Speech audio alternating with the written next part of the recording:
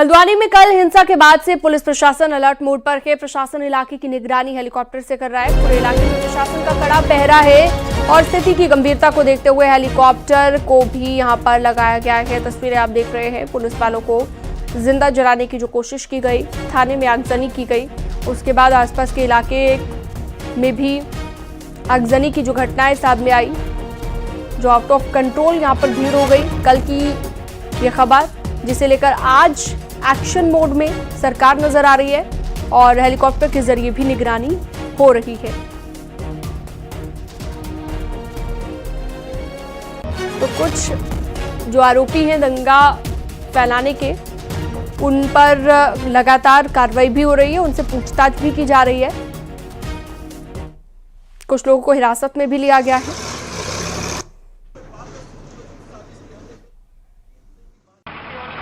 उत्तराखंड के हल्द्वानी में बीते गुरुवार को जमकर हिंसा हुई। दरअसल नगर निगम की और पुलिस की टीम अवैध अतिक्रमण को हटाने गई थी, लेकिन वहां पर पुलिसकर्मियों पर बुरी तरीके से हमला कर दिया गया।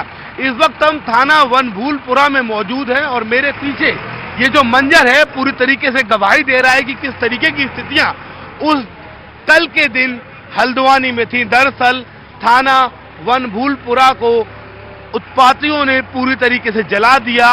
सैकड़ों के आसपास वाहन थे जिनमें मोटरसाइकिल, कारें, उनको पूरी तरीके से जला दिया और उसका मलबा अब यहाँ पर नगर निगम की टीम पूरी तरीके से हटा रही है। जो मंजर आप देखेंगे वो इतना भीषण है कि सड़कें काली पड़ चुकी हैं। मेरे लेफ्ट में आप देखें तो ये थाना वनभूलपुरा है और इसको पूरी तरीके से जला दिया गया है। मैं आपको अंदर से एक बार उन विजुअल्स को दिखाऊंगा, उस कंडीशन को दिखाऊंगा कि किस तरीके से यहाँ पर उत्पातियों ने पूरी हिंसा की और एक प्लानिंग ये थी कि पूरे थाने को जला दिया जाए।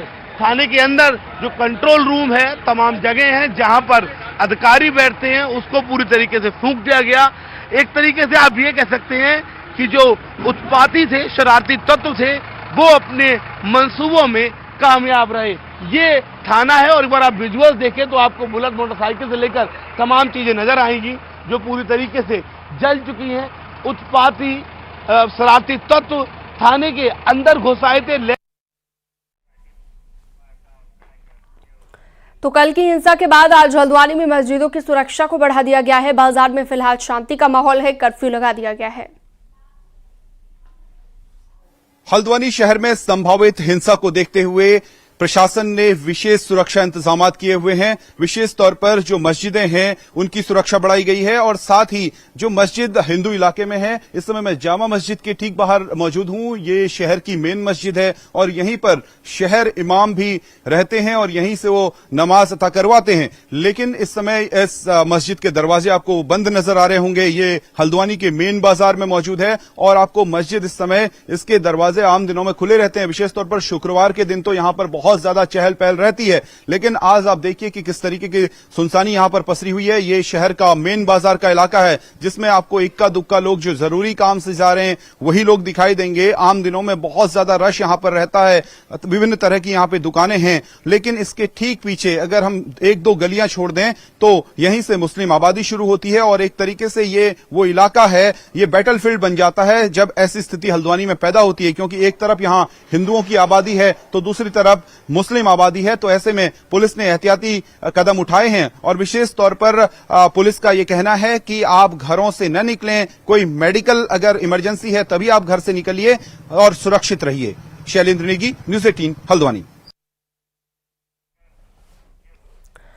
हल्द्वानी घटना के बाद रामनगर के शहरी और ग्रामीण इलाकों में धारा 144 लागू है। हालांकि नगर में पूरी तरह से आम जनजीवन सामान्य है और यहां पर प्रशासन ने स्कूल बंद किए हैं। घटना को देखते हुए रामनगर में धारा 144 लागू की गई है, जिसके बाद से आप देख सकते हैं कि रामनगर में स्थिति सामान्य है, आम जनजीवन सामान्य रूप से चल रहा है।